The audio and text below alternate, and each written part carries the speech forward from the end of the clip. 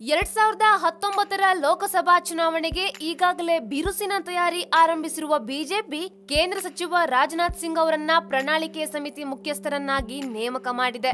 ಲೋಕಸಭಾ ಚುನಾವಣೆಯ ತಯಾರಿಗಾಗಿ ಒಟ್ಟು 20 ಸದಸ್ಯರ ತಂಡವೊಂದನ್ನ ದೆಹಲಿಯಲ್ಲಿ ಅಮಿತ್ ಶಾ ನೇಮಕ ಮಾಡಿದ್ದಾರೆ.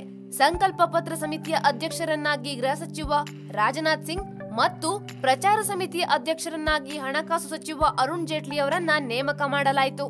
ಸಮಿತಿಯಲ್ಲಿ ಕೇಂದ್ರ ಸಚಿವರಾದ ನಿರ್ಮಲಾ ಸೀತಾರಾಮನ್, ರವಿಶಂಕರ್ ಪ್ರಸಾದ್, ಪಿಯೂಷ್ ಗೋಯಲ್, ಮುಖ್ತಾರ್ ಅಬ್ಬಾಸ್ ನಖ್ವಿ ಮತ್ತು ಮಧ್ಯಪ್ರದೇಶದ ಮಾಜಿ ಮುಖ್ಯಮಂತ್ರಿ ಶಿವರಾಜ್ ಸಿಂಗ್ ಚೌಹಾಣ್ ಇದ್ದಾರೆ. ಮಾಧ್ಯಮ ಸಮಿತಿಯ ಹೊಣೆಯನ್ನ ಕೇಂದ್ರ ಕಾನೂನು ಸಚಿವ ರವಿಶಂಕರ್ ಪ್ರಸಾದ್ ಹೊರಲಿದ್ದಾರೆ.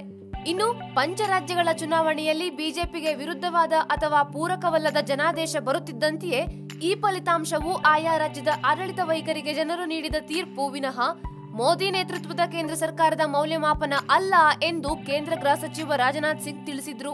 ಕಾಂಗ್ರೆಸ್ ನೇತೃತ್ವದ ಮಹಾಮೈತ್ರಿಕೂಟ ತೆಲಂಗಾಣದಲ್ಲಿ ದೊಡ್ಡ ಮಟ್ಟದಲ್ಲಿ ಸೋತಿದೆ. ಅಲ್ಲಿ ತೆಲಂಗಾಣ ರಾಷ್ಟ್ರೀಯ ಸಮಿತಿ ಜಯ ದಾಖಲಿಸಿ ಮತ್ತೆ ಅಧಿಕಾರದ ಗದ್ದುಗೆಗೆ ಏರಿದೆ ಎಂದು ಅವರು ಹೇಳಿದ್ರು. ಜೊತೆಗೆ ಗೆದ್ದ ಪಕ್ಷಗಳು ಮತ್ತು ಅಭ್ಯರ್ಥಿಗಳಿಗೆ ಅವರು ಅಭಿನಂದನೆಗಳನ್ನ ಕೂಡ ಸಲ್ಲಿಸಿದ್ರು. ಇನ್ನು ದೇವಾಲಯ ಹಾಗೂ ಗೋವು ಕಾಂಗ್ರೆಸ್ಗರಿಗೆ ಚುನಾವಣೆಯ ಸರಕಿರಬಹುದು, ಆದ್ರೆ ಬಿಜೆಪಿಗೆ ಅದು ಅವಿಭಾಜ್ಯ ಸಂಸ್ಕೃತಿ ಅಂತ ಗೃಹ ಸಚಿವ ರಾಜನಾಥ್ ಸಿಂಗ್ ಅಭಿಪ್ರಾಯಪಟ್ಟಿದ್ರು.